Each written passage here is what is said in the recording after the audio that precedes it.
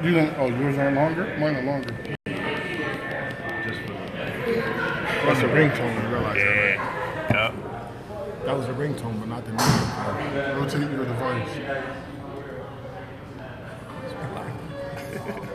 This is live, yo. Come in, Eddie. Oh, nice. Hello, everybody. Welcome to Transition Tuesdays. For this Tuesday, August 13th, 2019, I am your host, Russ Williams. I'm glad you could be here today. I realize you could have been anywhere in this world today, but you decided to be here with me, and I appreciate that. And more importantly, I appreciate you. So welcome to Transition Tuesdays, coming to you live again from what is it, BJ's? Bobby V's. Bobby V's, Jesus. Bobby V's, oh my God, I'm like messing up stuff already, man. Bobby V's in Stamford, Connecticut, man. We coming back again. Oh, who we got joining us, man? We got all these people joining us. It's hard to see it on the way that way. But this is live, so we just got to work with it, fellas. We're coming live from Bobby V's here in Stamford, Connecticut. Like we did last week, we had some fellow Jaspers here in the back. I don't know if you can see them. We had fellow Jaspers. Left backcourt. Yeah, we had Chris Williams and we had Kyrie Wilson, who was on the show graciously, gave their presence last week here on Transition Tuesdays. We talked about the Jasper 5. And so we had those two guys. They told their stories. But today, we brought two more guys from that class of 93. Two more legends from the class of 93. We got my man Carrie Edwards here. And we got my man Keith Bullock here. Welcome, guys, to Transition Tuesdays. The horses. Yes. Yes, sir. Yes, sir. The horses, absolutely. Yes. As Swedes would say, the hawks. Yes. Yeah, so this is going to disappear. So, yeah, man, as far as all this stuff is going on here, but we're going to roll with it. We just got to roll with what we got. So, yeah, guys, we are really excited to come to you guys once again. We're celebrating that class of 1993 from Manhattan College. That class, in my opinion, changed the game, changed the fortune of Manhattan College basketball. From now to then to now. So they really changed it. And these guys behind me, along with Eric Gottlieb, who I was trying to reach out to, but couldn't get him, but he's part of that Jasper 5. Absolutely, yeah. So, he's part of that. But, but I had to get my guys here and, reminisce and, talk about some things, here on Transition Tuesdays. And I'm glad to have you guys here. We talked a lot about you two when you guys weren't here last week, but it's good to have you guys in the flesh here. So, that's really some good stuff. But I just want to recap a couple of things that we did from last week. Last week, I know, like we talked about, Coach Lapis is the common denominator for getting all these guys to come to Manhattan College. And we talked about the question I had for Chris and for Kyrie Wilson was the sales pitch that Coach Lap had to bring you to Manhattan College. Now, I know Wolves talked about, he went down to MSG and they had the PA guys, announce his name, starting guard for Manhattan College. I didn't get that. Yeah, Chris didn't get that. Chris got the story. He was needed. We don't want you for the program. We need you for the program. So now that I got these legends here, so Carrie Edwards, I gotta ask you the question, man. I'm gonna ask you the same thing too, Keith. What was Coach Lapis' sales pitch to get you to come to Manhattan College? Like, what was his sales pitch? What did he do to get you to come here? First of all, I saw him all the time. Okay. They were at all my games. I was practicing one time with Cheshire Academy with Lee Green. Remember him? Mm-hmm. St. John's. Yeah. St. John's, yeah. So we were practicing. All of a sudden, I look up and Coach Clapp and Coach Beckland is in the Cheshire Academy gym. He probably was coming to see Lee. But he was there all the time. Come a little closer to the camera. Okay. He was there all the time. But really, basically what he told me is that I have a chance to start from my freshman year. Okay. And the one thing that I always wanted to do is I wanted to play. Lucky enough, I had my parents all the time, and my father said, he told me that I'm not going to be happy unless I was playing. Okay. So that was one thing. He was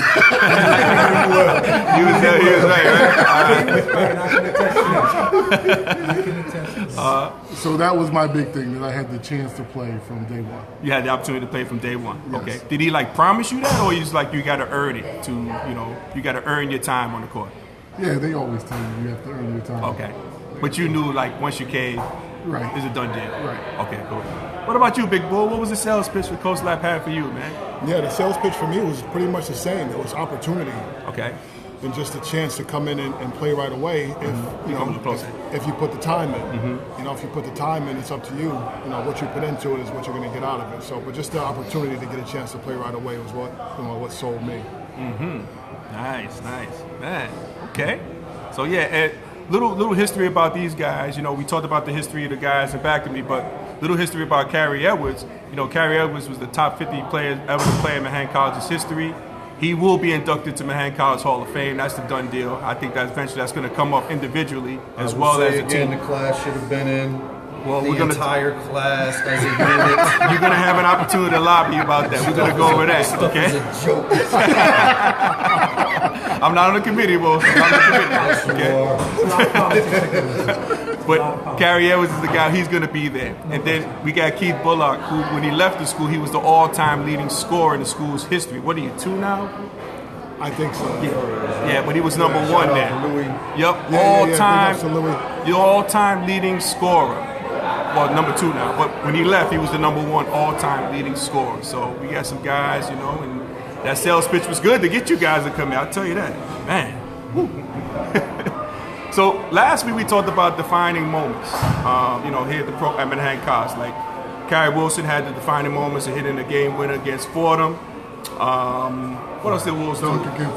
Dunk against LaSalle. That's right, we talked about that. And him sitting on the rim when they won the championship, the MAC championship. You know, that was a great moment for Kyrie Wilson.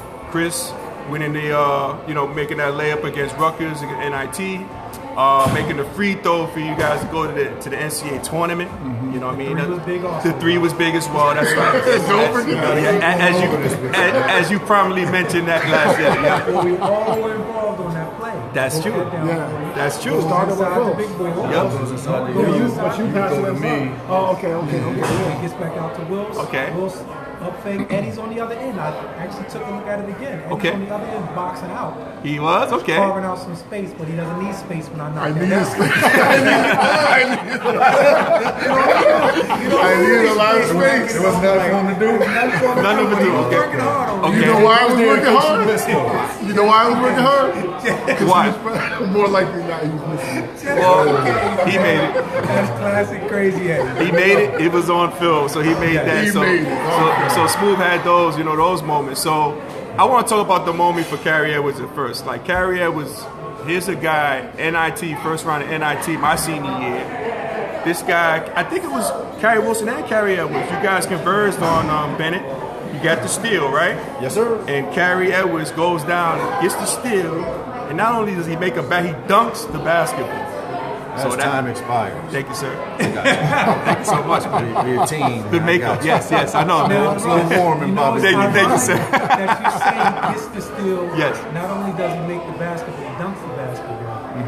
But that's second nature for us when we came into it. Because I can remember when we first got there, it would be a big to do when we dunk the ball during warm-up games. Right. That's what we do. That's the question I was going to ask Eddie. Was like, for that moment, Eddie, I mean, because people come up to me, they tell me, like, you know, he had to steal, but he dunked the basketball. What happened if he'd have missed the basketball? So, I mean, missed the dunk. Missed the dunk. So, Eddie, nah. But Eddie, man, like, When you get transition, you dunk the ball. what was your thought process, man? I mean, you was up there, and I'm going to share a story about you being up there. I'm going to talk about that. But you being up there and you dunking the basketball, like, what was on your mind thinking, yo, look, if I miss this, you got to deal with the consequences. You didn't miss it. Right. But, like, what was your thought process, man, during that play, man, which was pivotal, man, for Manhattan College? There was no thought process. I did what we do all the time. Okay. So We did what you guys do all the time. That's you. I shot glass. I shot glass. I was never Me a too. dunker. Yes. No, Bull had some dunks too. Conserving energy. Bull was dunking too. Trying to get 30. He Yeah. was trying to get 10. Bull got some dunks too. That's a good point. Yeah, he's trying to get 30. I was just playing 40 minutes, man.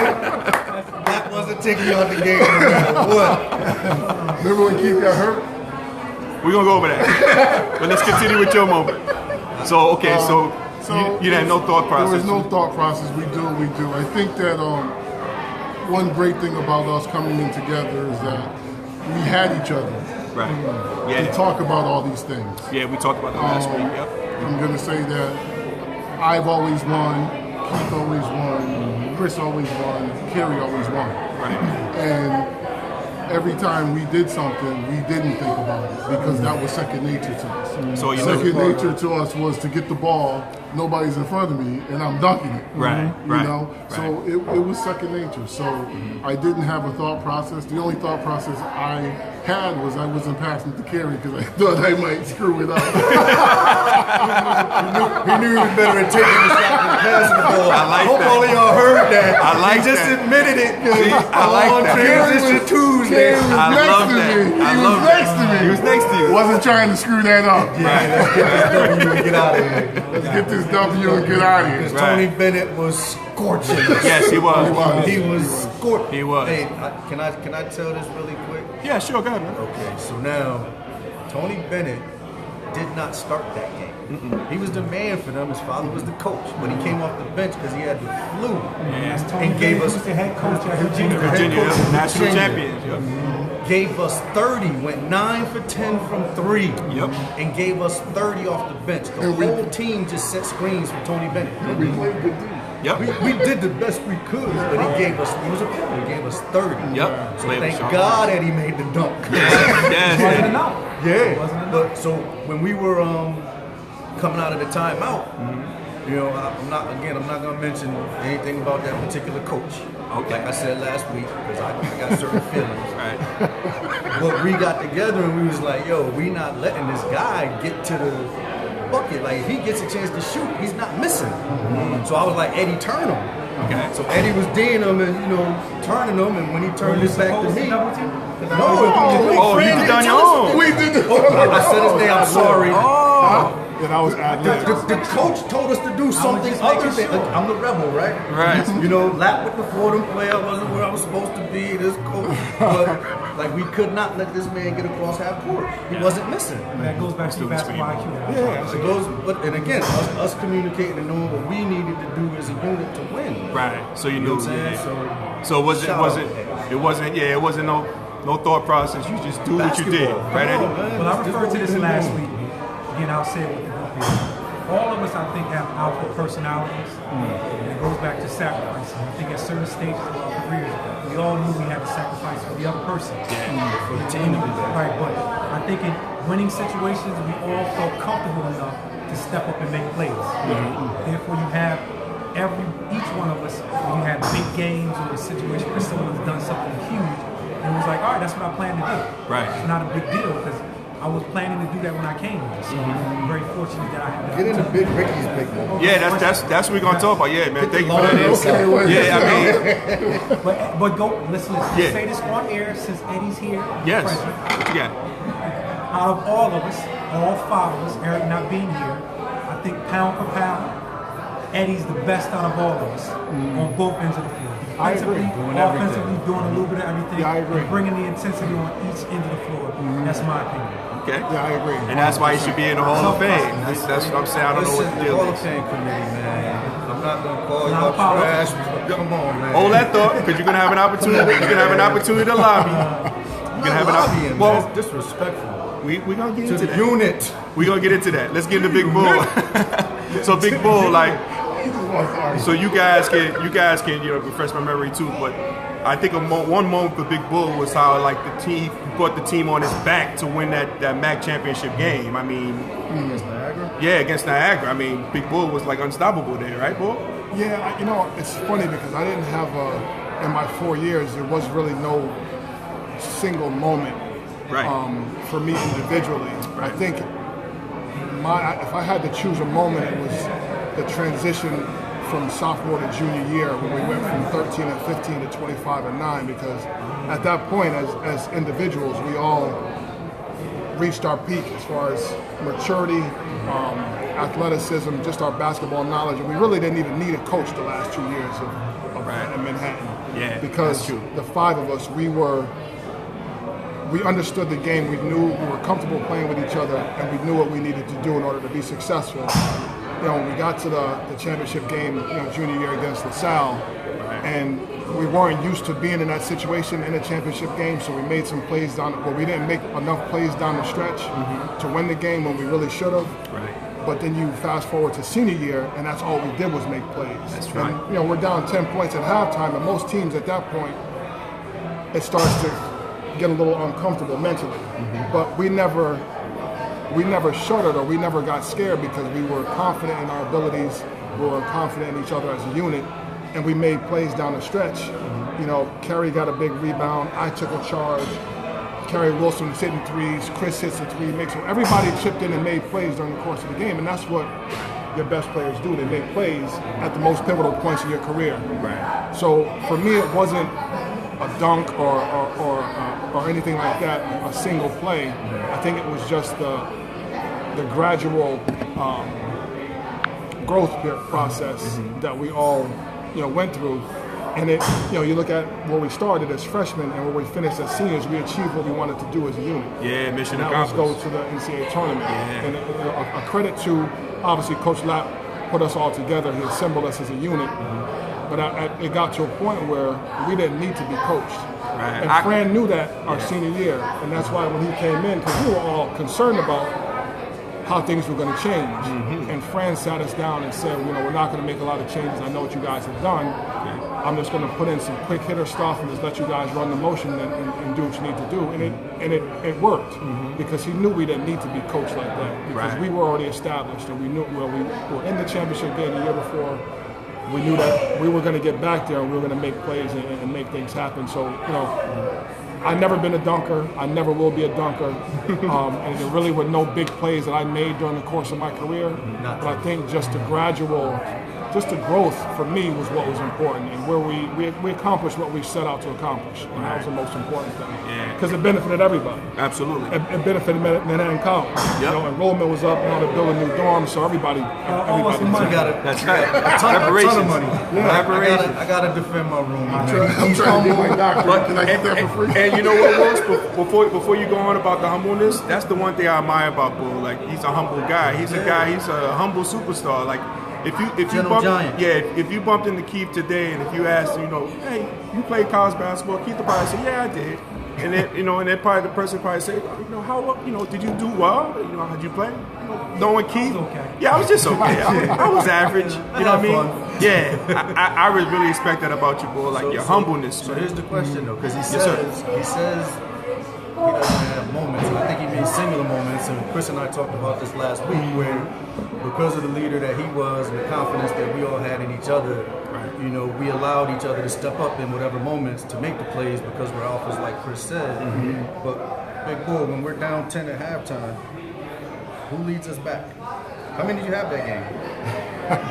How many points you had that game, Rick? Yeah, I had 30. I had 30-ish. In the championship game, you had 30-ish? You know, That's kind of big. Yeah, that's a moment. That's kind of important. Yes. Yeah, no, you're right, and it's funny because and I've had this conversation with my father, and looking back, the best game of my 4 years was the game where we needed it most. Exactly. In the championship It's game, kind of a and big that's moment. Yes. And it's a big moment, but it again goes to just the maturation process from freshman to senior year, and getting to a point where losing to LaSalle our junior year was kind of a blessing in disguise, because we had another year to get it right. Right. You know, because if that happens our senior year, we're all done and everybody moves on. But Not a blessing for us. No, it isn't. No, I know that. I'm damn pissed off still. We'll move on. It ain't about me. It's about you guys. Good, Bull. But it was, it was a collective effort, and it was, as far as if I had to pick a moment, then that would be it. You know, the championship game, this is senior year. This is the last time we get a chance to achieve what we wanted to achieve, and I had the best game of my career. Yep. So I guess that would have to be. Check this out. I'm the resident of Big House. Jasper. Probably the most humble star I've ever been around. Ever. Now, Easily. We're talking about the championship game. The game before that versus Siena, he had a huge game also. Yeah. So he had a huge tournament. Was he tournament MVP? Tournament MVP. Tournament He's MVP. too humble, Now, man. you talk about pressure. He understands he has to play big coming into the tournament, because if you do lose or falter, it's your fault. It comes on your shoulders. Right. But you have enough confidence in us to understand, listen, I'll pick my spots. I need to do what I need to do. And we talk about me making the three, but it all starts with getting the ball inside to you. And then relax. allows Kerry to get into that lane, so that gets me a wild open shot. But Yeah. you're going to work. You can score points anytime you feel like. Right. We know when you got it down low, you're either going to score it or get fouled. One or two things are going to happen. And like I told Russ, 3 minutes left in the ball game. I'm gonna tell you before every 3 minutes, you need to get every rebound. I know. Wow. So you had No, conversations about that. Okay. And it was a wrap. Yeah, no, he did you say and Eddie that. could score. Yeah. Me and Wolves probably didn't have as many scoring opportunities, so we had to pick our spots a little differently. But Right. you guys have more of a green light to Yeah. score points. Yeah. Anyway, question that here or there. He got into The it. green light wasn't big enough for Eddie. When he got into his spots, and he could go one bounce off the glass, and that was money. Give you buckets Yeah. every which way. Right. Up fake that too, was- the that was nice the up point. fake. Right. Yep. Having certain on the shots that block, we all on the knew perimeter, that we commit, on the but break. you sacrifice to certain stages. But in big games, I just felt that all of us could be big. Yeah. Yep. Yeah, I so, agree. So in actuality, you had moments that, yeah. So but you so humble. You know, I mean, that's the way it is. And Yeah, that's good stuff, man. I never really paid attention to that stuff. It was, it was. We all had roles. We all did what we needed to do in order to be successful, and it worked out. You know what I mean? And again, this is what we talked about freshman year. Like Yeah. when we got together, when the band got together, like we had the conversations about how we were gonna go out. Yeah. And it could have happened sooner. Sorry, Russ. That's junior okay, year. man. Like I think we talked. I don't know if it was on air, but we talked about that year. I think our junior year's team was our best team for the 4 years, in my opinion. Yeah. You know what I'm saying? But if we don't take that loss, then we're not prepared, like you just said, for the championship game against Niagara. So it's a blessing in disguise. So then you have that fire in your belly after that loss. Yeah. You have a little bit of anger. Now, Eddie and I had plenty of conversations about the game in our room. Just the sweet, just saying what we could have done. Well, if anybody remembers, you had a big game, and you were tough in that game. Absolutely. You made some big shots in that game, some good stops. You guys regard Randy Woods, who's a pro. He was making impossible shots. Yes, sir. Jack Hurd was tough. Yep. So again, we played those guys to an even till, and we looked at those turnovers. Burnley got fouled. He got fouled. He got fouled, and he didn't. Yeah, it wasn't a I backcourt. watched that game. That wasn't a backcourt. Yep. But it was LaSalle's league, like I said at the Styles time. League. We took it over and it became our league. Yeah. We had the experience. Yeah. Nah, that's good stuff, man. Hey, I want to ask each and every one of you guys, like, did any of you guys receive any backlash from family and friends when you guys decided to sign with Manhattan College? What you got on that, Smooth? What you got? You got anything? Any backlash? What you had? Well, I'm a Philly kid. Right. And Philly kids stay in Philly. I had verbal to LaSalle. And again, watching that team, Manhattan, before we got here, watching them against LaSalle, they weren't very good. We weren't a good team. And me and my boys actually went down to the restaurant. I remember correctly. We went to watch LaSalle in Manhattan. And that was before I decided to sign with Manhattan. Right. We were joking, saying, we can play for them right now, and we can beat them. Joking. Right. A high school team at the time. Couldn't beat them. Then when I decided I'm going to go to Manhattan, everybody said, what are you doing? What's your problem? Why would you do that? But again, it was the love of these guys here, you guys also, Russ. Right. And I felt good. It was the best decision I made. Cool. But no, I took a lot of you. I took a lot of you. What about you, Eddie? Did you get any backlash by signing with Manhattan at all? I didn't get any of that. Okay. Once again, I'm lucky enough to have good parents around me. So even if someone said anything, I didn't hear it. Right. They shielded you? They shielded me. All that, okay. They shielded me. They really helped me through the process. And the way my father did it, he treated me like a young man, not a little boy. So it was a process that we went through together, and it was conversation after conversation after conversation. And really what happened is I sort of came to the decision on my own. And I think that's what he wanted. Right. Because he wanted it to be my decision. He didn't want to ever force me to do anything. Right. But I actually came to the decision, and I think because I came to the decision myself, I was happy with the decision. And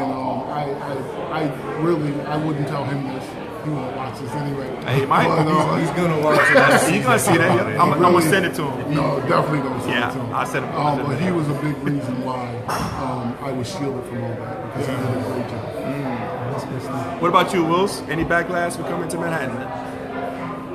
I'm not gonna say backlash, but I think thought may have shocked a lot of people. And so, like, to go back to the first question, I think one of the things that Lapa sold us all on was being a part of something on the ground floor. You know, and coming in and changing the environment, building the culture, and being the foundation of that change. Because I think the biggest thing we probably all heard was like, what is Manhattan? Like, people didn't even know where it was. Till this day, some people still don't. Right, yeah. You know, because it's not in Manhattan. But like I said before last week, you know, I had a lot of attention because of the school, the program that I was in. You know, we were ranked in the nation, so, you know, Big East or ACC or other conferences I had an opportunity to go to. So when you sign to Manhattan, it's a shock.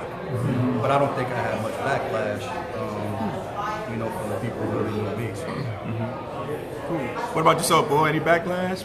No family, backlash friends? at all. Okay. No, because the focus from my family was just education. It had nothing to do with. I mean, basketball was going to get me a free education, but they didn't care if it was Division 1, 2, 3, NAIA, whatever. For them, it was like you're getting a chance to get a free education. So that's how I viewed it. You know, I enjoyed playing basketball, and I knew that I wanted to play right away and be successful. So just like all through high school, I always had a good work ethic, and I knew that I could go into Manhattan and work and make it be fun on the basketball. And I knew I was going to graduate. That was never a question, but that was always a focus. So I never had any backlash because, you know, basketball wasn't the reason why I was going there. You know, I was going to get an education, and my parents were constantly stressing the importance of that. So that was it for me. So you guys boys never gave me any pressure. You got jokes or whatever. Right. I'm not. So I mean, backlash is kind of negative. Like when I think of backlash, like people had comments and jokes, but they didn't know what we knew. Like, you know what I'm saying? So that's a grain of salt, in my opinion. Those people have no idea, don't care about. You know what I'm saying? Me, like Eddie said, the people who cared about him respected his decision. So I think any of us, if people respected our decision, people really knew us and cared about us. Anybody that said something negative was, you know, outside of that circle. So. Now, did any of you guys know about Manhattan College before you signed? No. I told the story last week. Lapis ran up to me with the notepad at 5 Star. And I was like, who the hell is Manhattan? So he was talking about the pitch he gave me, even before the Garden. I was at 5 Star sophomore year when Lap first got the job. And he was like, what I'm saying? He came up with the notepad. And he put, I Kerry Wilson will sign. He was like, you might as well sign now because I'm going to get you. Right. But you didn't know anything about Manhattan. Wow. I researched them after that. I had no idea who Manhattan College was, what conference they was in, any of that stuff. What about anybody else? Did you know about Manhattan College? When I went to the South, I'm gonna share a funny story. everybody's picture was against the Manhattan players. All the buckets. They got their career highs and stuff like that. Everybody's career high was against Manhattan, so I said this may not be a good thing. Okay. What about you, Bo? On the flip side, just to close out with me. On the flip side, LaSalle was so good during that time period. Yeah. So again, I was measuring us against the best team in the conference. So all I knew was LaSalle and Philly basketball. Right.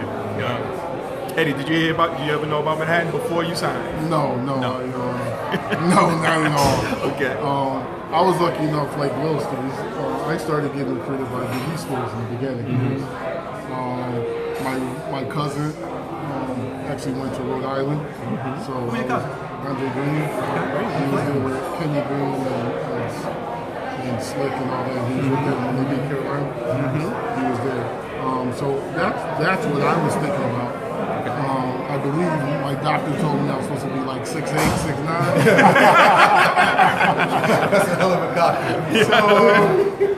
So being 6'8", 6'9", I thought I was going to the league. Right, gotcha. And then I ended up being 6'4", and it was a little issue. There's nothing to sneeze at. No. We had a conversation, I think it was offline, that if the environment now existed then, cats would have been playing professional hoops a lot Yeah, local. no. My game is tailored for that. You said it was harder than now. It was way easier. My game's tailor-made for the run and gun and pull up from where? Stop playing. Big Bull, what about yourself? Did you know about Manhattan before you recruited? Okay. I started getting letters from Manhattan. That's the first time I ever heard of Manhattan College. I had no idea what conference they were in, who they played, and what was going on in Manhattan College. Tom Blake, who was the assistant coach at the time, was the guy who I was in contact with. Yes. Hard. Because he lived in Milford. Yeah, He lived in Milford, so he's the one that I saw all the time, and he was my source of information when it came to Manhattan College. But prior to getting letters, I had no idea who Manhattan College was, what they were about, what league they played in, or anything. Wow. Well, shout out to Lab. What's up, Coach Lab? and I'll share a story with you guys, because me being a New Yorker, I had some knowledge of Manhattan College. Like, matter of fact, when I was in 7th grade, I went to Gordon Cheese, a basketball camp at Manhattan College. Right. So I played in that, right? And I guess I was one of the better campers. And who comes to the gym? Coach Lapis, when he was a coach at Truman. Okay. He pushed me off to the side, and he's telling me to jump on my jump shot. You know how you say, jump. He was telling you that in Manhattan. He was telling me that in Manhattan, but he was telling me that as a 7th grader. And little did I know that was going to be my coach eventually. But yeah, so I had some knowledge about Manhattan College. That violated some recruiting rules. Lapis. I think that Statute of limitations up, man. Statute of limitations up, man. You can't prosecute that. Let me talk to you real quick. Nah. But sometimes when I talk to people ask me about the games and everything. I can't really remember about games, but I can remember things that went on in the locker room. So like, I want to get from each one of you guys like your best locker room story at Manhattan College. You got a locker room story? I got a good one. I can start it off for you guys first off. So I remember, because again, I wasn't recruited by Coach Lapis. I was recruited by Bob Delabo. He got fired, then Coach Lapis came. So it was a situation. It was one year we had a big game at Manhattan College. We won the game. We all get in the locker room. Everybody's excited, high fiving. Everybody's like, yeah, we won. Coach Lap comes in the locker room, and Coach Lap looks around and he notices like he brought everybody in the program. Like he recruited everybody. So he goes, yeah, guys, see, that's what I envisioned. I brought you all here. But not you, Russ, but I would have recruited you. So that's one of the stories I really remember, a locker room story. So any of you guys want to start, like, give me a good locker room story that you might have or might have heard of or encountered. Anybody got a good locker room story? I have a locker room story. What you got, It's not a fun locker room story. Okay. Well, we're all going to remember. Okay. We were on the road at Siena. And I can't remember if it was what year was that? Our junior year? Never sophomore year. Yes, we did. Sophomore year? That was early. Sophomore year. We're on the road at Siena. Yeah, we won there again. My senior year. I'm sorry. And we're down by 20 at halftime. 20 at We halftime. are off field. Right. And Lapis comes into the locker room and says to us, if you guys don't turn this thing around and make it and compete, when we get back, we will practice. So we lose by 30, I think. So we got worse in the second half. And when we pull into Manhattan College parking lot, Start walking back to the dorm. yeah, no, he had the bus driver turn the lights on the bus because it was about 2 or 3 in the morning. Right, yep. He stands up. He says, "All right, Doc, go head up to the training room. Anybody who needs to get taped, go up to the room and get taped." And we practiced that night. We practiced and I that will night. never ever forget that. At like 2 or 3 in the morning, we're having an all-out practice after sitting on the bus for however many hours. I remember that too. I remember we did individuals, and I remember because Kenny Boy is on here watching, guys. Yeah. And I remember Kenny was like, man, I ain't even played, man. You got me out here doing this. I remember that. Did Kenny or Greg, one of them say, I don't know if it was that situation, they said, they brought y'all in here to win. Y'all better be winning some games around here. That was Greg. We gave a shout out to G-Rock, Yes. Boyer. Absolutely. Because again, without them on the visits, I don't think I would have went there. Absolutely.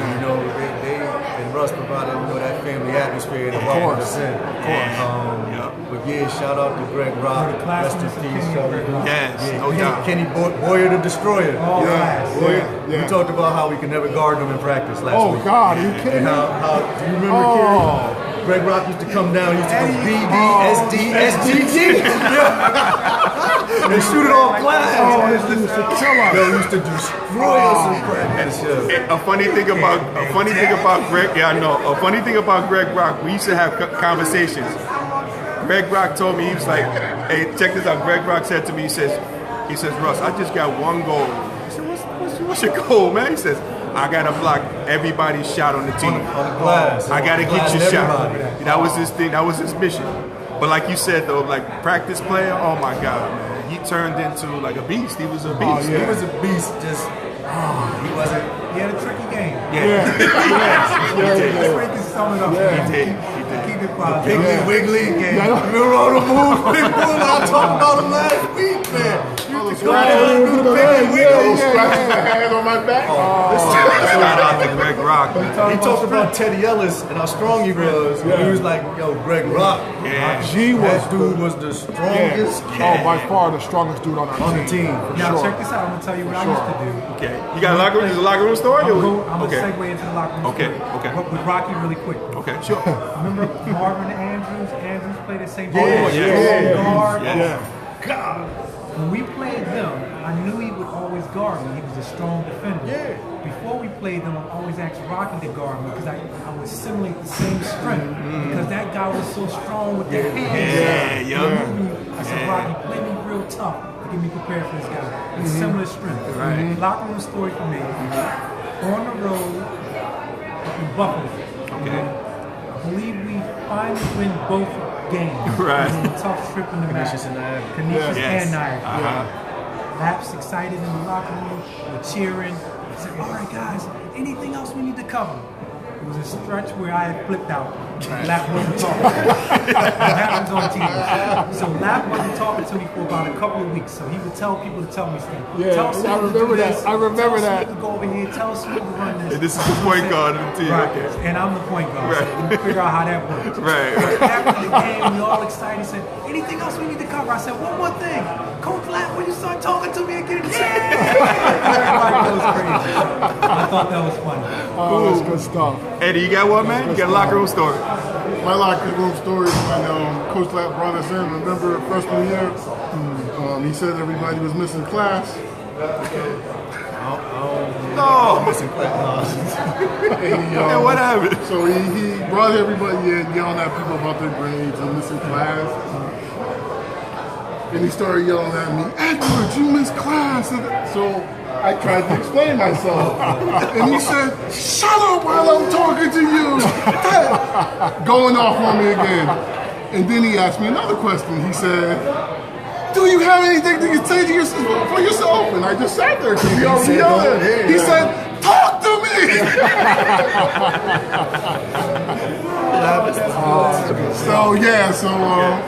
Seemed to say I didn't know what was going on as a freshman. Okay. And how to handle that. That's a good one. What about you, Wolves? You got a good story, locker room story? Nah, I'm gonna keep the locker room in the locker. Oh, come on, man. I know it's sacred. A good locker. You got to. It's a ton of them, but you know these guys hit us on. Okay. I just remember. I will say this. I remember the feeling when things sort of shifted. When we got there, we were taking L's freshman year, and you could tell a different energy when we turned the corner. So like, and again, I'm not gonna talk about the locker room, but like when we came back and beat Canisius, right? And the celebrations in the locker room became different, and they became more regular. It's like we knew we were on a path to doing something special, and we had just got here. So.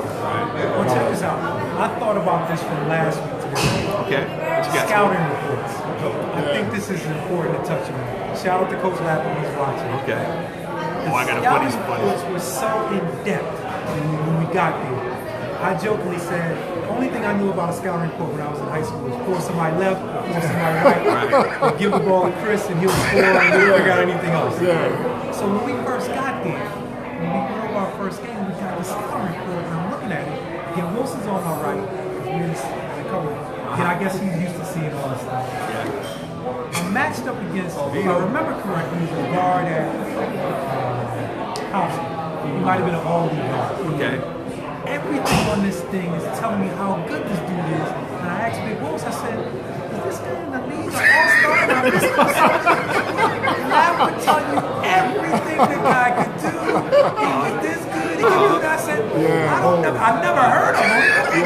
How is he this good? Is he an all-star in the league that I missed? But the scouting reports were so in-depth. Shout out to Coach Lapp. -1 though, because it just made me remember something. We're gonna get on Lap when we get together with you too. Okay. But check it out. Well, just to close out that story, the scouting reports went as far as being so in depth our freshman and sophomore year. So I remember junior and senior year. not even watching as much film or going over scouting reports because we were at the stage where we could do what we needed to do rather than going over so much. They needed to scout us. So we're in depth. And Do y'all remember? Go ahead. Do y'all remember when we played Notre Dame in the NIT Notre Dame? My final game. And the lack of scouting report on a particular guard by the name of Sweet. Bennett. We had the scout report on David Fonzo. Sweet, yeah, Sweet, We had the yeah. scout report on whoever else. And this dude came out and hit like 4 threes in the first half, and he was like, "Yo, where was he on the scout report? Yeah. He wasn't in it. He killed us. He finished with 30. He killed us. Like if he don't play that good, we might have won that game. Yeah. No, you're But right. was good. He wasn't in the scouting report. Yeah, no, you're right. The Fonz was good, I'll tell you that was. He was kind of special. I don't know if you guys remember, speaking of scouting reports, I remember Fairfield, they played us at Draddy, and somebody left their scouting report on us. They left it on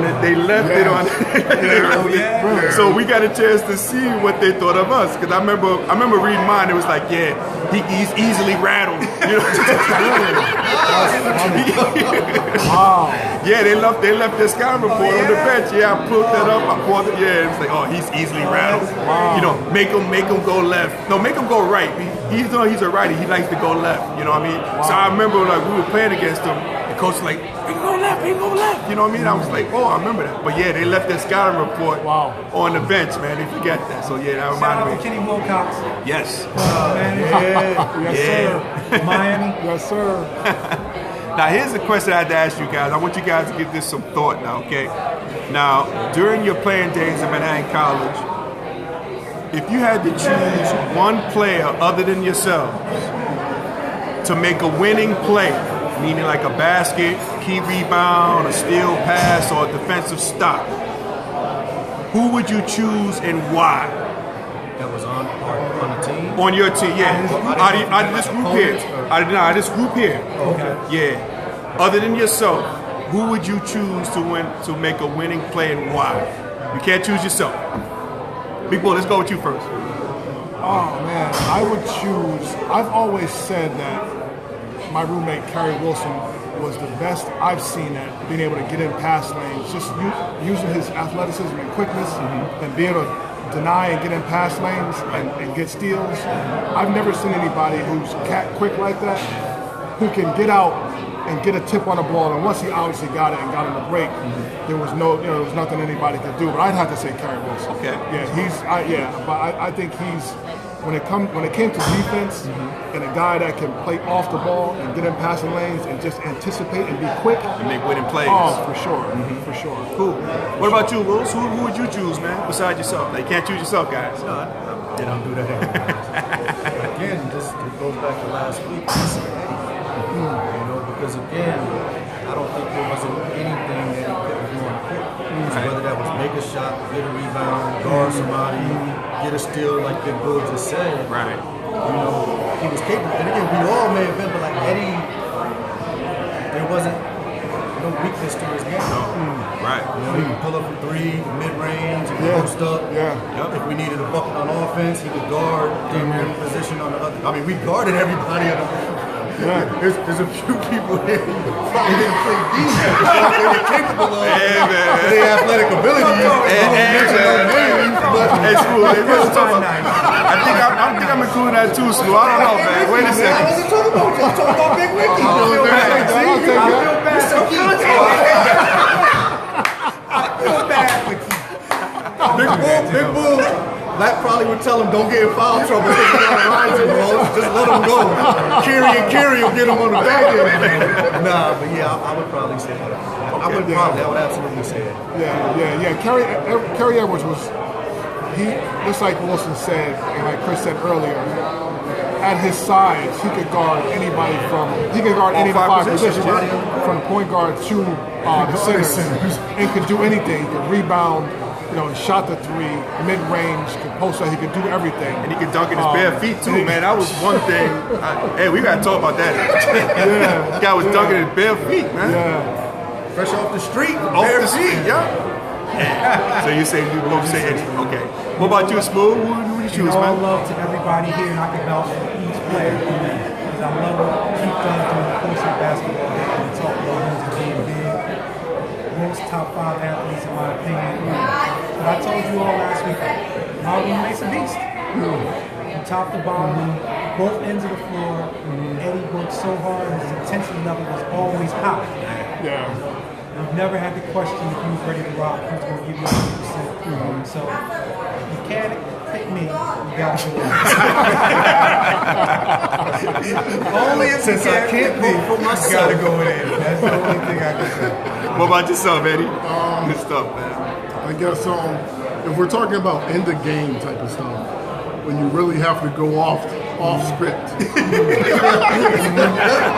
When you have to go off script. For winning play, when it has to be just your ability coming out. I think I would have to go with Wes. Because he's the one that played off script the best. Instinct.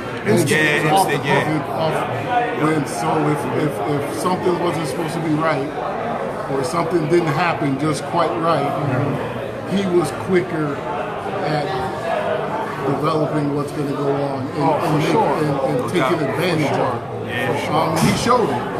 He wasn't afraid to take chances. The dunk at LaSalle, off script. The shot at Fairfield, off script. It was something that we just needed. We needed someone just to have their ability come out. So I think that at the end of games, that's sort of what you need. So I would pick Gary Wilson. Hey guys, so who was the best player you ever played against?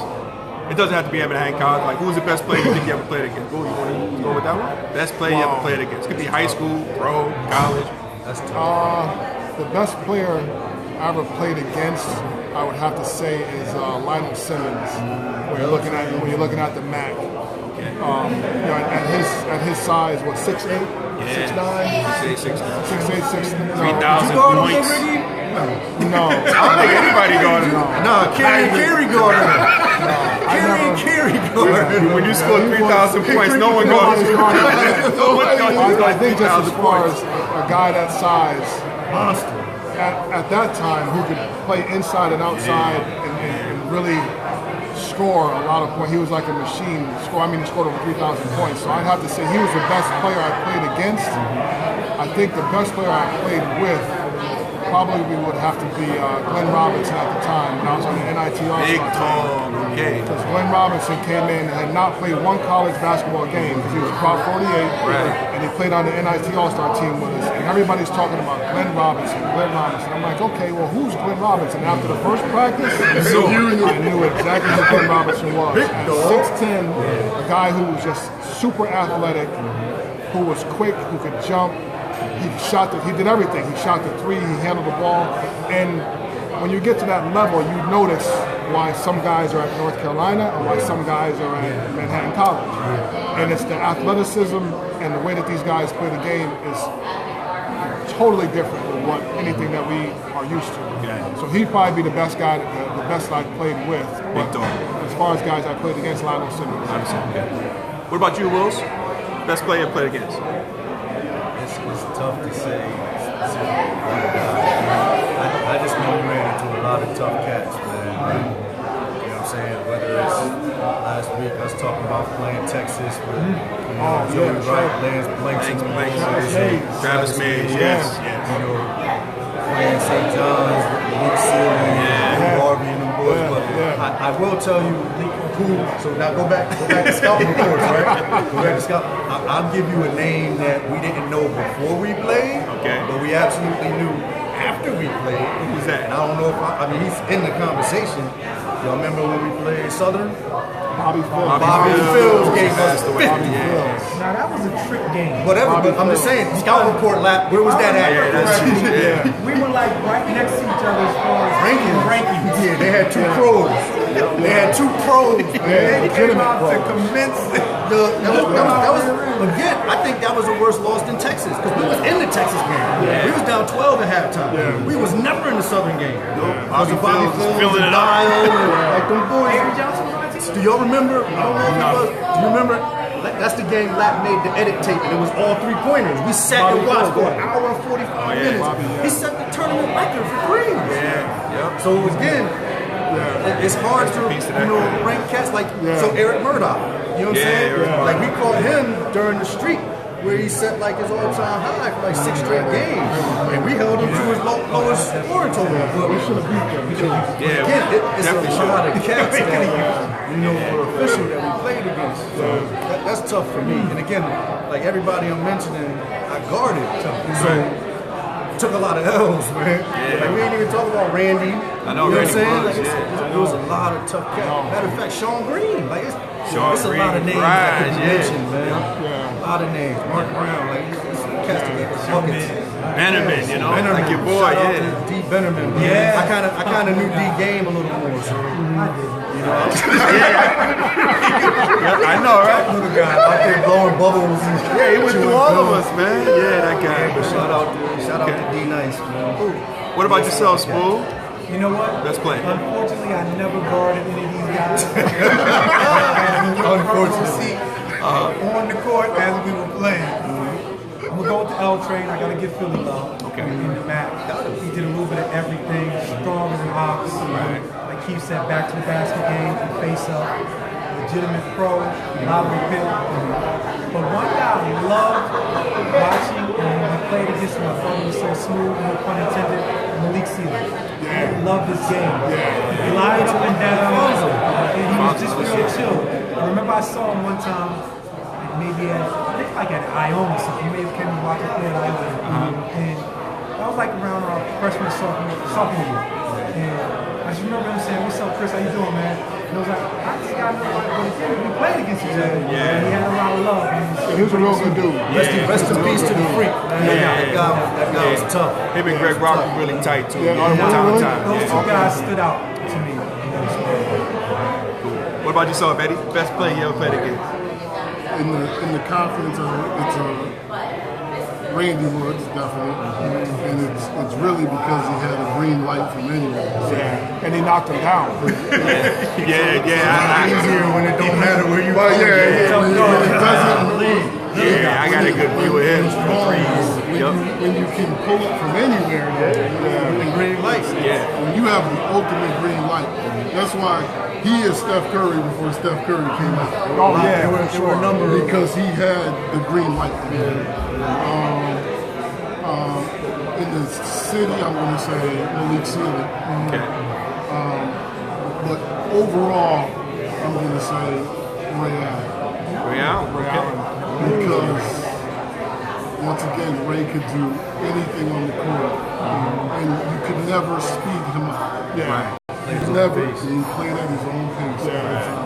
You could never speed him up. And like we always talk about players, understand how good players are. Ray shocked everybody how good he was. What about you, Russ? What about me? Okay. It's your show. Answer some questions. For me, I'm going to go back to high school. I got a chance to play against Kenny Anderson. I got to play against Kenny Anderson. Now, keep in mind, guys, I was Thinking high school. I was a senior in high school. Kenny Anderson was a freshman in high school. Kenny Anderson didn't start any game his freshman year. He came off the bench, played the second quarter on, played. But here's a guy who won. He was state MVP. They won the states, and he was MVP of the states. You know, he went on to go to Georgia Tech. Great career. So Kenny Anderson for me would be that person that I had. You know, Randy Woods is a guy. Randy Woods too, but I think Kenny Anderson for me, he's the best guy I've played against. Hey, so guys, I want to ask you guys this question. What was the biggest misconception about you as a player? People had a misconception about you. What do you think was the biggest misconception might have been about you guys as players? Anybody want to take that one? Like based from misconception from Well, from your point of view, like you might think people thought of you as something else, but that actually wasn't the case. I think for me, the biggest misconception for me was that I was strictly a post player. But Gotcha. when I left, I always, in the off season, I always worked on ball handling and shooting, but I never had a chance to really do it. I didn't need to in Manhattan because we had these guys that handled that. Right. But when I graduated, when I left Manhattan and I went overseas, I played the 3 the whole time. My entire career overseas, I played the 3. Oh, okay. And most guys, even my best friends, didn't really realize that until I came home from the first year in Turkey, and I had lost a lot of weight, and I was playing on the perimeter, and guys are looking at me like, well, where has that been the whole time? Well, that's something that I always knew. You know? I remember playing Notre Dame, West Haven. Somebody just got him and Marv Sadler used to go at it. Yeah, Marv and I definitely had some battles. Okay. Lap should have turned them loose from 3. So the biggest But misconception. I think that's the biggest misconception Okay. of me, because in Manhattan I was power forward the entire. I played my back to the basket the entire time, except for senior year, maybe some 15, mid-range a little bit. That's Oh, shot a yeah. few threes. Oh, I shot a yeah. few threes my Chris senior year. knows because he was like, those supposed to be mine. I shot a few threes. Yeah. I remember when I graduated, I was watching. I said, "Bulls shooting 3." I said, "Oh, that's what we do now." Yeah, Okay. but it's funny because you figure in one summer's time Yeah. to get to the professional level overseas, and I was strictly a 3. And it was the transition wasn't that difficult because I had already worked on that stuff. Obviously I had to learn the game and stuff over there, but as far as the skill was always there because it's something that I always worked on my own. Gotcha. And I knew that in order for me to play at that level and do well at my size, I could never be a post player. Right. Because all the guys are, most of the guys in the post were a lot bigger than me. So I knew that in order for me to continue after Manhattan, I needed to be able to put the ball on the floor and shoot it and do those kind of things. So that was probably the biggest misconception for me, for sure. How about you, Wills? Biggest misconception.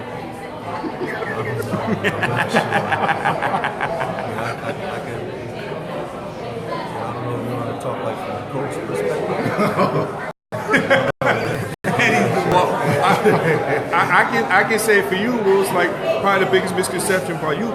Like Smooth said earlier last week, you knew the X's and O's, X's and O's about the game. You knew that. Probably people didn't think that you probably knew that, but you knew scouting reports. You broke down film, and everything. I think that would be a huge misconception. Like everybody who was there, the team, like coaches, everybody who was in the locker room knew that. So I don't know how somebody in the stands outside would. Right. Like, you know what I'm saying? Yeah. So it's hard to think how they misconceived that. Gotcha. I'd agree. I think anybody who didn't know anything about basketball and just watched it from a spectator standpoint will watch Kerry Wilson play and think that it was just strictly Just athleticism. right. But people didn't realize the athleticism, yes, was a huge plus, but this dude's instincts and his understanding of the game and how plays are going to develop, and exactly, he understood the tendencies of the guys that he was guarding. He understood the flow of the game, and he could see things, he could see situations before they would happen and anticipate those things. And that's basketball knowledge. That's not just freestyling. You have to understand that. But you couple that knowledge, you couple that knowledge. I wasn't scared, man. That's a misconception. If you thought I was scared, that's a misconception. There you go. See, there we go. I was never scared. You couple that with athleticism and a high basketball IQ and understanding the game and how the game's going to develop, and that's what the end result is. A guy who can make a difference and use his instinct and his IQ and his athleticism. Where somebody just watched the game who just likes basketball would never know that. They think he's out there just doing his own thing. Yep. Mm-hmm. What about you, Eddie? Biggest misconception? Probably that I was just a defensive player. I agree. Again, that's somebody who wasn't. They wasn't in practice on none of them other teams we was on. Well, those people they have some. I'm sorry. Talking about this stuff brings up stories, but do y'all remember the Dykeman League and how we used to play after the season? So you remember after freshman year, Coach Crouch messed around and put all 5 of us with Big E on the same team, and we ran the whole Dykeman League. Going back to how we knew early on, like we were gonna do something special for us. Right. Like all 5 of us touched the court, and it was on. Knicks. It was dudes from college, St. John's, it was high school. I'm not gonna mention no names, but like it was a lot of cats that was there that was doing their thing. And they put all 5 of us together, and we ran the gym for like 2 hours. Nobody could take us off the court. I remember that. I'm sorry. I don't know if they was misconceived, but they wasn't after that name. What about you, Smooth? Biggest misconception? Y'all know Some of us, not really sure what people were thinking on me outside. Again, I just always wanted to win, and I just love game-ending situations. I like to be in a position where I can make or break something. I was never afraid of winning. I know. I can say right now, my own personal opinion, that the misconception of Chris was that Chris was a guy that could score a lot of points, and I think that he and Kerry Wilson made the most sacrifice as far as guys who come from being the number one alpha on the high school teams and coming into a program where they had to kind of not take a back seat, but just make adjustments within their game, and they weren't able to do the things that they were used to doing in high school. And I think as for people that just watch basketball or just fans and didn't really know Chris, he could have scored a lot more points, and he had the ability to do that. But his role didn't require that. You know what I mean? But he sacrificed that part of his game for the betterment of the team, and it allowed us to get, as a unit, to get to where we needed to be. You know, but Chris at 6'4", left-handed, sweet stroke. National Lucky Day today. Yeah, you know, he could score a lot of points, and most people will probably never know that because they weren't in the locker room. They weren't with us all the time. They don't know some of the things that he went through as far as the Lapis having him adjust his jump shot and all the hours and the time he spent, you know, making adjustments to fit into that what. daggone 17. Oh, you talk about that. Nightmares. 17. Oh my God. But again, so I don't know if you were planning on asking Frank a question like last week. But back to the point we got, what Keith was saying is coming in. I would have thought that Lap thought he had an all-MAC perimeter. So there was no way he had any idea that this guy at 6'4", 6'5" would be the beast he was in the post. Like he was like 6'4" point guard, 6'2", 6'4", 6'5" swing, like that 1-2-3 combination. Oh yeah, I got like Lap had to be thinking I got the MAC for the next like 2-3 years. These guys. You know what I'm saying? And then you know when practice opened up and you threw that mouthpiece in, he learned something different. He was like, yo, Dave Tabor, let me Peter Runs. And he got the mouthpiece at the end too. But I'm just saying, like, that had to be the vision. So what did I tell you? Did he tell you what? What's the number? Okay, what you got? I'll pull it up. Okay. All right. So there was a pecking order. Okay. And again, he just said the order that we gave. Okay. All right. So we can lap on Front Street. We actually, you know, you can do transition Tuesdays. We can tell you yourself. Oh yeah, definitely. Yeah, he's definitely Well, the as you best. talked about the misconception of him scoring, I remember not an outburst. What was this locker move? room session. There you go. Where we were discussing some things. Okay. And he made it clear to the rest of the team that I can score too. So thank I you. remember that. So here it is. He says you were 100% right. What's that? It shocked me how dominant he became. He was third coming in, no doubt. And he said, I love the 5-star story, LOL, when I was talking about the notepad. Right. 5-star. All right, so Big Bull was third. Who was 1-2? You got to ask, go. Text him and ask him. And he was trying to born- figure out who that damn 2 is. Listen, how about this? What you get? I am closer. You guys are I am too. Listen, You guys were too late to listen to What we got? I am closer to retirement than those days. I do not care. This is a transition Tuesday question. I do not care. Discussion. We like Wu-Tang, Listen, man. We like better. Wu-Tang, it's your preference. It was games where it was Eddie had the mismatch. It was games where it's Keith was the horse. He established that. Right. You know what I'm saying? Games when you walk out and say, keep small favorite player. Games you walk out, carry on, baby. There you You go. got it rolling, you know what I'm saying? So we gonna feed the high head. You know what I'm saying? I think that's what made us different. You had to really pick your poison, man, with you guys. Yeah, I think that's you two guys back there, the ultimate guy in terms of sacrificing. You know, you guys weren't here last week, but I told a story about sacrifice, about how Coach Lapp, you know, my senior year, brought me in the locker room, and he told me, he said, Rush, we know you can score, but we need you to sacrifice your game scoring wise by getting in the lane, making some good passes, creating for others. That's the ultimate sacrifice. And when you do that, you win. That's the bottom line. When you do that, we get moments, you know, like that you guys all had. We told the story, Chris did, about how we used to sit on the bench. And I pointed out to Chris how no matter what was going on at the beginning of the game, who was going to take the first shot of the game. we told the story last week. Let's stop the footage right now. Break down everything. See that basketball IQ? You noticed this, but every time Russ is going to take the first shot. He dribbles underneath baskets. He will go underneath the basket and keep doing it, man.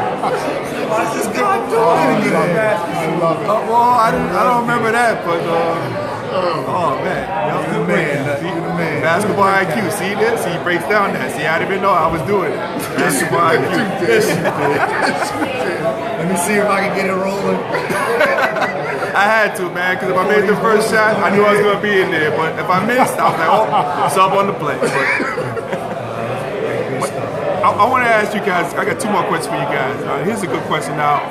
As we all know, the class of 93 is not in the Manhattan College Hall of Fame. We know that, right? Okay, that's the way it is. But I want each of you now today, if you can, I want you all to lobby why that class of 1993 should be in the Athletic Hall of Fame of Manhattan College. Can I start? Yes, please do. Please do. And this has nothing to do with me. Okay. But my man, Uncle Smoothie, put it best. We made it fashionable. This is his exact words. We made it fashionable to come to Manhattan College. Point blank, period. If we don't go to Manhattan College and do what we did, then we're not having Transition Tuesday. We're not talking about this. We're not. No one goes to Nobody Manhattan. goes. If we don't ignite that, nobody comes. You know what I mean? And everything is different. And then those are Smooth's words. We made it fashionable to come to Manhattan College. Yep, you guys took that chance, took that risk. And that's just, I mean, it started with us. I mean, there's no ands or buts about it. You know? What about you, Eddie? I'm not lobbying. You're not lobbying? Oh man. We shouldn't even have to, this is a conversation we shouldn't even have. We shouldn't have it. If we gotta tell y'all, man, it don't make no sense. Some of the They don't residents already bring up, I like some of it. Right, I got you. So Smooth, Uncle Smoothie, the voice of the Jasper. visualize you have Hall of Fame committee members right here watching the show. Why do you think that 93 team should be in there? And keep cleared it up, he said it clearly. We made it fashionable to be a Jasper again. To come to Manhattan College. We brought the fun back.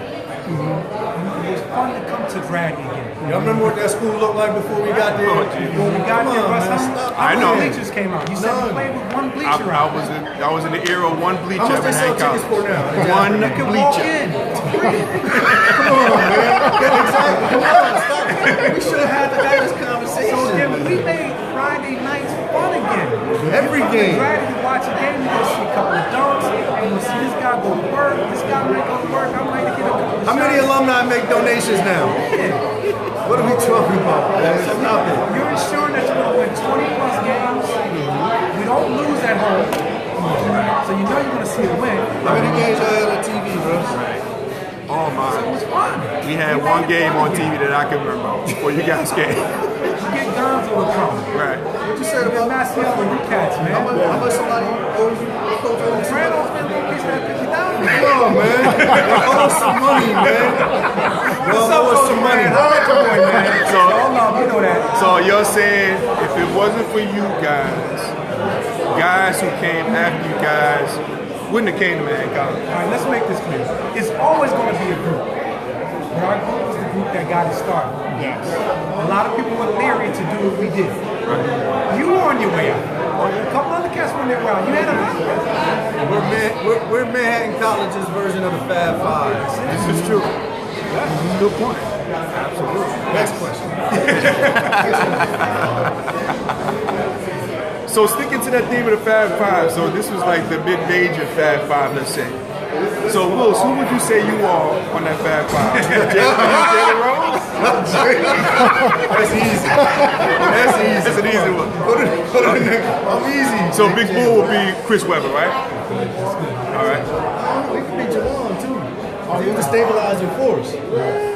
Big Ricky was the stabilizer out here.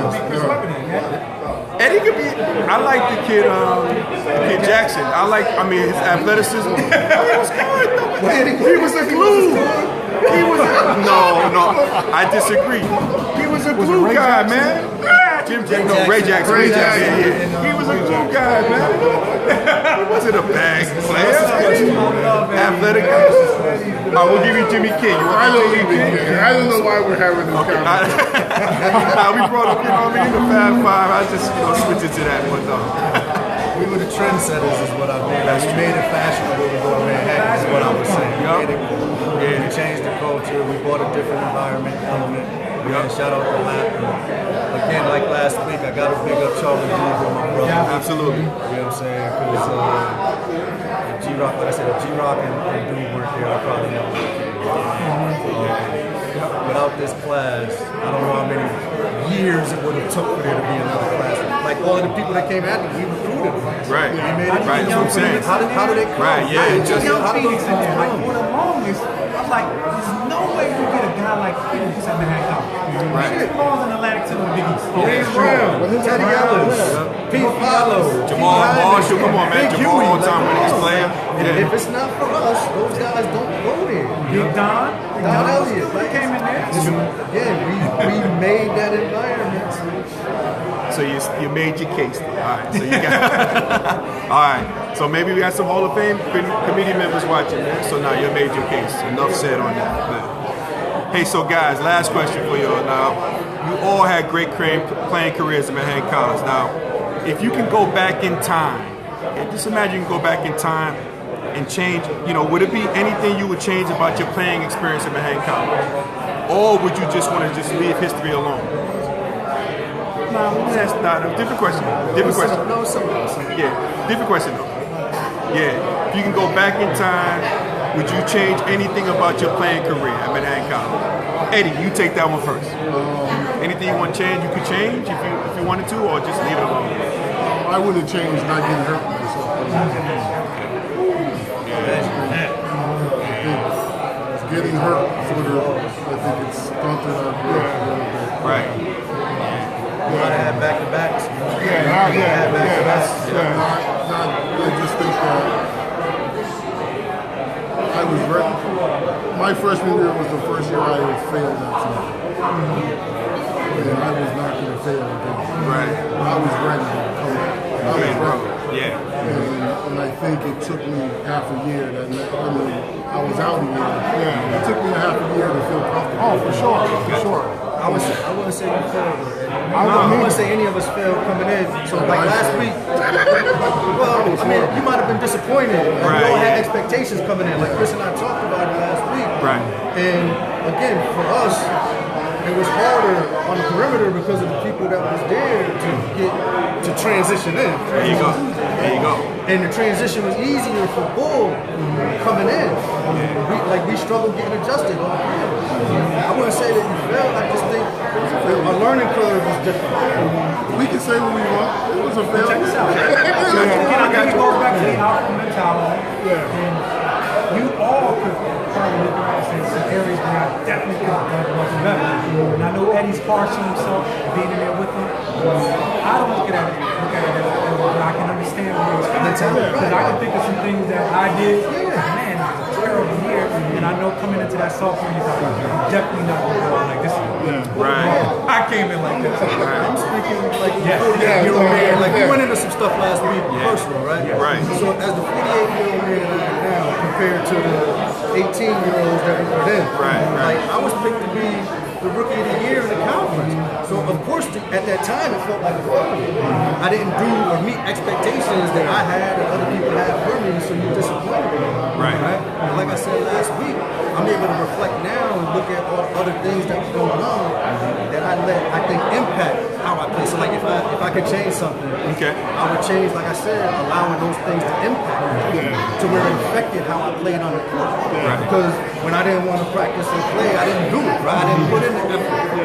But I don't think people understood. Yeah, y'all weren't here. I don't think y'all understood. Everybody understood like what was going on off the court. Correct. That I probably should have communicated to my brothers so that y'all had a better understanding and probably helped me through. Like that's some of what we got in last week. Like so again, I'll just touch it real quick. Like I believe at some point in time, I don't remember when, but like he was the only person that he had to know because he was my roommate and we had a conversation. But I didn't tell anybody else, and I was advised not to, and that affected me. I had animosity towards people that I had in college because I didn't understand it.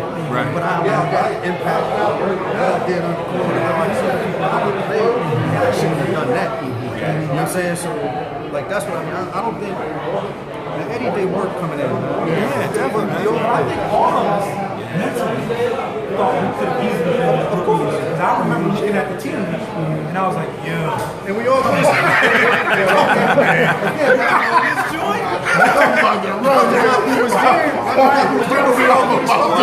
like Lapis could have easily said, I'm starting these guys. These are my guys. He could have did that. Yeah. But for the culture and the process, like he didn't do that. But I think we all could have looked at him and said, this guy, he's on there, I'm not on there. I know after when we used to be at those award ceremonies, we used to name it.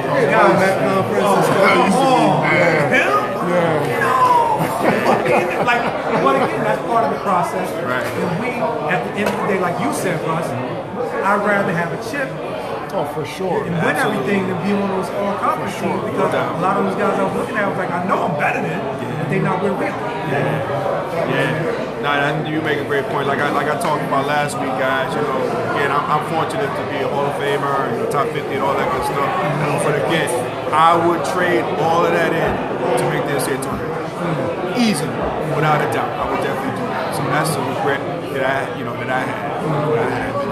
One thing I could take back, if I had the opportunity to take that back, I would. So, Well, Russ, since these guys are here, and they didn't discuss their feelings. We talked about when Kerry wasn't on the team for a while. He actually played. We talked about a lot of stuff last week. As captains, how we lobbied to Coach Fran, how we felt about these guys.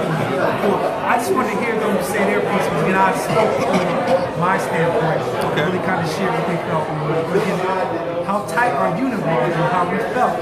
What we said to Coach Fran and how we felt about having our boy not play with us. I literally, again, just to cut you off, I told him that when I was off the team, like I wasn't, the only reason I came back was us. You know what I'm saying? Like we shared that last week. If it wasn't for my brothers, like I was done. And then Chris got into, his side of this.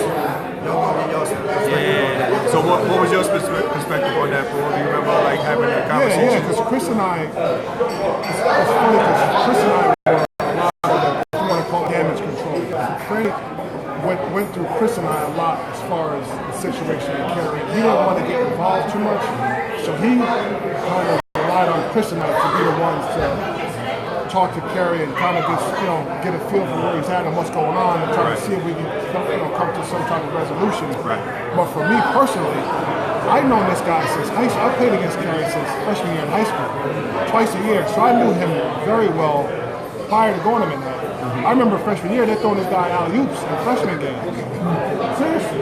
You know what I mean? So for me, and on top of that, he was my roommate all 4 years. So for me, for us to do all the work that we had done and get to a point where we had put ourselves in a position as seniors to get back to the championship game, to win a MAC championship and go to the tournament, there was no way that was going to happen without him being with us. Right. Because we came in together and we were going to finish together. Right. So for me, Chris and I had a lot of conversations about this, how I don't want to use the word upsetting, but how disappointed we were that the situation was the way it was. I totally understood Kerry's frustration in that situation, and I don't know, I never had a chance to have a conversation with Fran about it, but for me it was about doing whatever was necessary to get him back on the team, so that we can continue to finish off what we started. You know what I mean? So it was a major disappointment for me. There was nothing happy about that for me. There never was a situation I was like, oh well, you don't want to play, we're just gonna keep rolling. No, that was never the conversation. It was like we came in as 5, and we had a goal, the ultimate goal, and there was no way that we were going to be able to achieve that without him being out there with us. It just didn't. It didn't sit well. It wasn't right. It wasn't the way it was supposed to go. Didn't feel right. Yeah. What about yourself, Eddie? Same deal? Yeah, same deal. Yeah. It was, we walked in together. We wanted to walk out together. Right. I think, once again, this is a conversation I had with my father.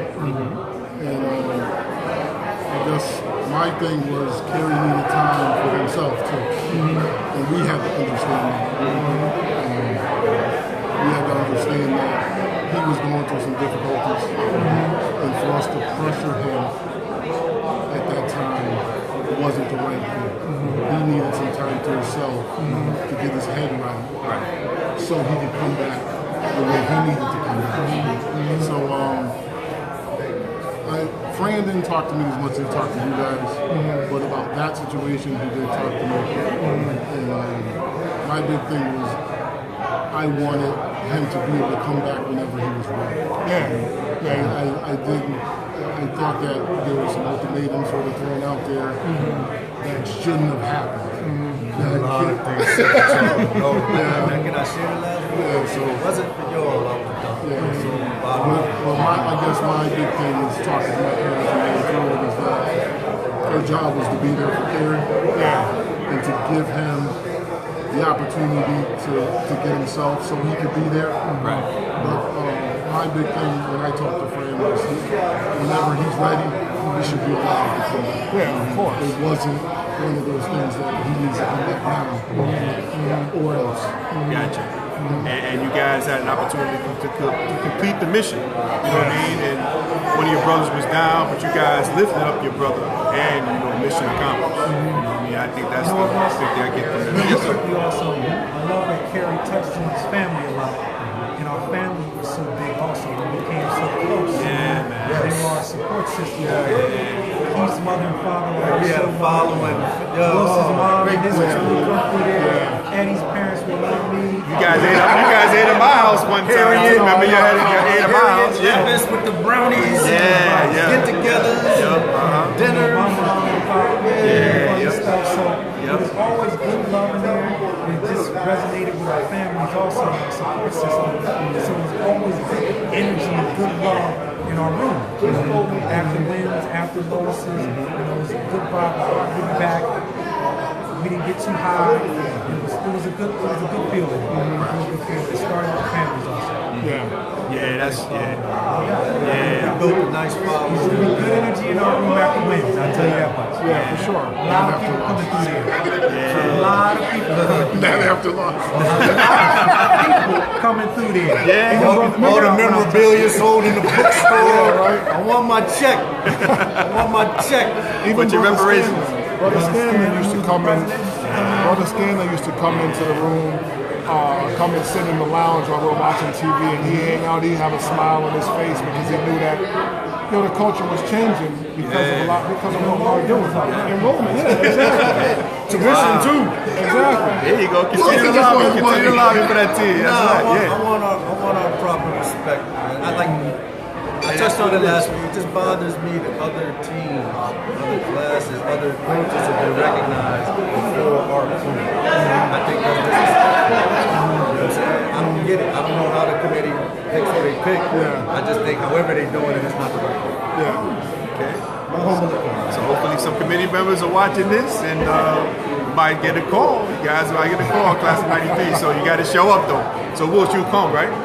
You'll be there. I don't care about the No, I'm saying it's a class. It's a class. Absolutely. Okay. We got to do it. Yeah. Okay. All right. Man, that's some good stuff, man. No. Hey, so guys, if we were able to make you laugh, smile, and think during this broadcast, my good friends, you have accomplished something major today. So celebrate your victory. For me, this is a victory. Getting these guys together in one room. We're missing one guy, Eric Gottlieb. Shout out, what up, Big E? That's right. But getting this class together, I'm considering this a victory. So celebrate your victory. Celebrate your victory. Russ is buying dinner. We won't be celebrating on my dime. Yeah, that's true. That's for the real story. These cats got stories. Yeah. I got a transition Tuesday story for you. We'll talk about that. Yeah, exactly. But we want to thank you guys for watching Transition Tuesdays. And if anything you get anything out of this, guys, today, ladies and gentlemen, out there today, you have to understand the brotherhood that we all have, and like the reconnecting of family. So my recommendation to everybody out there is reconnect with somebody maybe you haven't talked to in a while. You know, reach out to that person, and be it a teammate, family member, what have you. You know, reach out to that person, reconnect with somebody, and you'll see the smiles and the laughter and the stories come out. So that would be my recommendation to everybody out there. So again, give you his flowers so you can smell them now. You know, that's why you get them. You know, so just reconnect with somebody you haven't done so. You know, us hopefully everybody gets that. You know, from us getting together, it's us as a brotherhood here, and we're celebrating that class of '93. So, as we say in party, ladies and gentlemen, happy transitioning. And we'll talk to you soon. Take care.